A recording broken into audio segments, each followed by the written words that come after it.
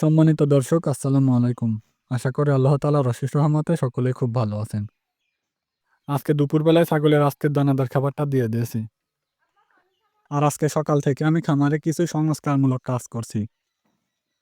ছাগলের বাইরে থাকা জায়গার যে বেড়াটা তার খুঁটিগুলো নষ্ট হয়ে গিয়েছিল, আমিও সকাল থেকে সেই খুঁটিগুলোই পরিবর্তন করলাম।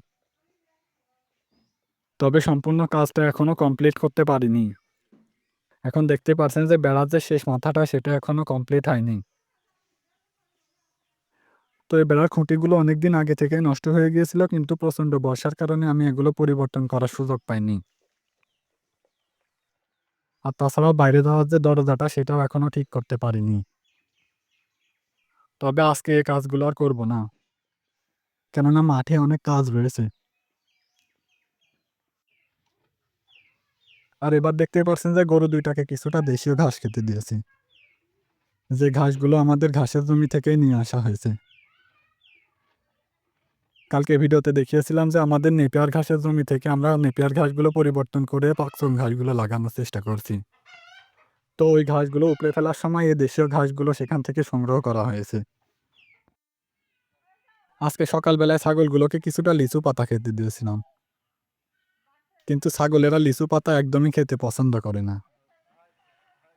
তো এই লিচুর পাতাগুলো এনেছিলাম আমাদের লিচু বাগান থেকে। আমাদের লিচু বাগানটা পরিষ্কার করা হচ্ছে, যার ফলে নিচে থেকে কিছু ডাল কেটে দেওয়া হয়েছে। আর সেই ডালগুলোই আমি নিয়ে এসে ছাগলগুলোকে খেতে দিয়েছিলাম। তো ছাগল গরুগুলো খাওয়া-দাওয়া করতে থাকুক, আমি আবারও মাঠে যাবো আমাদের ঘাসের জমিতে।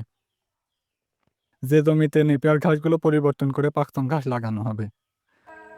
আমার মাঠে আসা বেশ কিছুক্ষণ হয়ে গেছে এবং ঘাসের জমিতে আমি বেশ কিছুটা কাজও করেছি। আর এখন বিকেল হয়ে এসেছে, এজন্য আমি আবারও বাড়িতে চলে গিয়ে ছাগল গরুগুলোর একটু পরিচর্যা করব। আর দেখতেই পাচ্ছেন যে ঘাসের যে ঝাড়গুলো ছিল সেগুলোকে এক জায়গাতে ফেলে দেওয়া হয়েছে। আর আমাদের এদিকে ঘাসের এই ছোপগুলোকে ঝাড় বলা হয়। তো আপনাদের ওদিকে কি বলা হয় এটা আপনারা চাইলে কমেন্টে জানাতে পারেন। আর এখন আপনারা শুনতেই পারছেন যে আসরের আজান শুরু হয়ে গেছে।